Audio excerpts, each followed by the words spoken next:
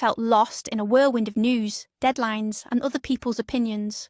The world can feel incredibly chaotic. Sometimes all you want to do is hit pause and ask yourself, where am I even going? What if I told you that over 2,000 years ago, ancient philosophers created a compass for this very purpose? Not quite a GPS for the soul, but something remarkably similar. It's the teaching of the 4 Stoic virtues.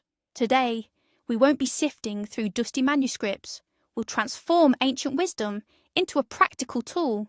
You'll discover how this moral compass can bring order to your inner world, even when the storm outside rages. So, let's quickly unpack who these Stoics were. Imagine ancient Greece and later the powerful Roman Empire. Think of philosophers like Zeno, Seneca, Epictetus, and even the Emperor Marcus Aurelius, all seeking the answer to one fundamental question: how do we live a good life? Their answer was simple and brilliant: live in harmony with nature and reason. And the key, they believed, was virtue. It's crucial to immediately dispel a common myth. Stoicism isn't about becoming an emotionless robot. Instead, it's about becoming the captain of your own ship, not a mere chip tossed about by the waves. So let's dive deep into the heart of Stoicism. And we'll start with an idea that might just turn your worldview upside down. The Stoics asserted, the only true good in this world is virtue. Not money in the bank, not social media likes, not even perfect health. All these are external, what they called preferred things. Pleasant, yes. Desirable, absolutely. But not true good. Why such a firm stance? Because all of it can be taken from you at any moment. Wealth can vanish, popularity fade, health fail you.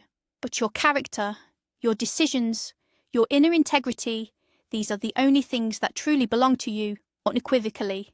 They are your fortress, one that no one can breach. And this liberating principle forms the foundation of our moral compass. Let's focus on its true north, practical wisdom. The ancient Greeks called it phronesis. Its essence is incredibly simple.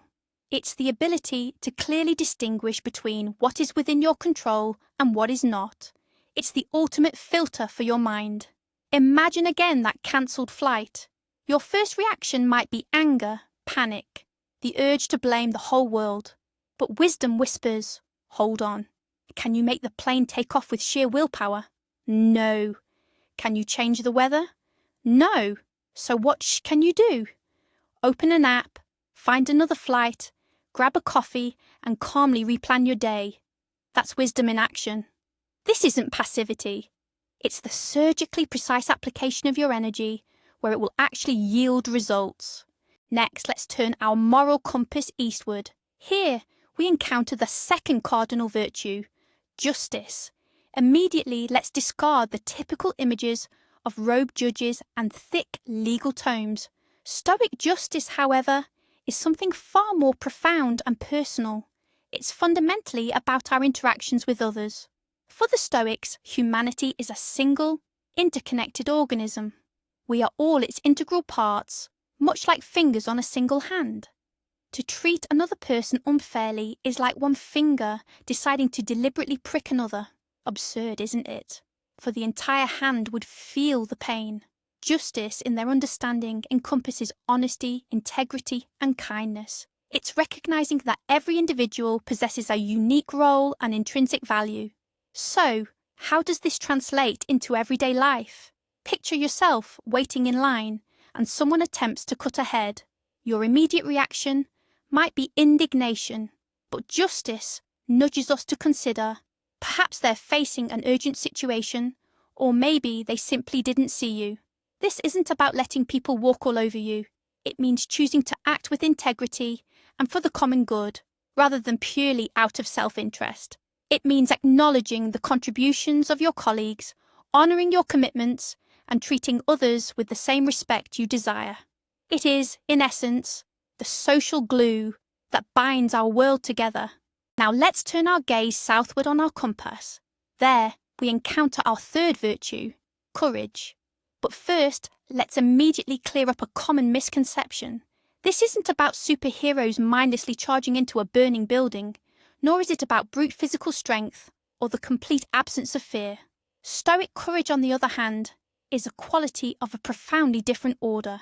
It's moral fortitude, an inner strength that allows you to stand firm under immense pressure, whether that's physical pain, social disapproval, or your own paralyzing fear. The Stoics were realists. They knew that fear is a natural human response. Courage isn't about not being afraid. It's about doing what needs to be done, despite your fear. It's the unwavering decision to act rightly, even when every fibre of your being screams, "Run and hide." Imagine this. You're in a meeting, and everyone is enthusiastically backing a decision that you know is destined to fail. To stay silent would be the path of least resistance, but you, feeling your pulse quicken, nonetheless raise your hand and calmly state your case. That is courage in action. It's the driving force that allows us to follow the path wisdom illuminates, even when that road is strewn with sharp, uncomfortable obstacles. Our journey now leads us west, to the fourth and final virtue, moderation, or, as it's also known, self-control. And once again, let's shed those common stereotypes.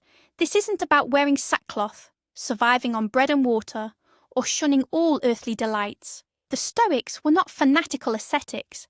They certainly valued pleasure, but with one crucial condition: never become its slave. Moderation is the art of finding that perfect golden mean. It's the ability to master your desires and impulses, rather than letting them master you. It means truly enjoying delicious food, but not overindulging to the point of discomfort.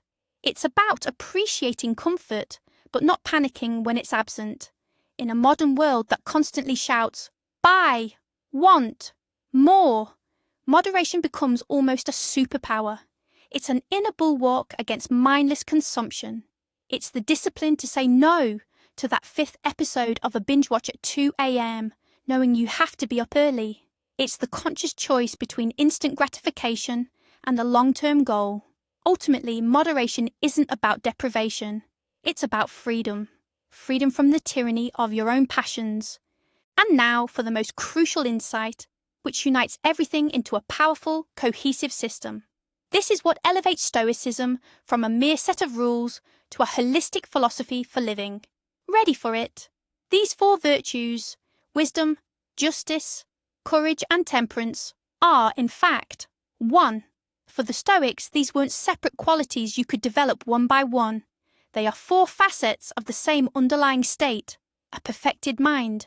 You can't be truly just without being wise and courageous. It's impossible to be wise if you aren't temperate and just. Any act of courage without wisdom is recklessness. Any justice without temperance devolves into cruelty. It's not a buffet where you pick and choose. It's a single, unified crystal, and each facet reflects all the others. Understanding this changes everything. You're not just trying to become braver or more disciplined. You're striving for wholeness. So, what's the takeaway? The four Stoic virtues aren't ancient relics. They are a powerful and relevant moral compass. It doesn't promise a life without storms, but it guarantees you'll have a sturdy rudder to navigate through them. Wisdom, to see the path. Justice, to remember others. Courage, to stay the course. And temperance, to use your energy wisely.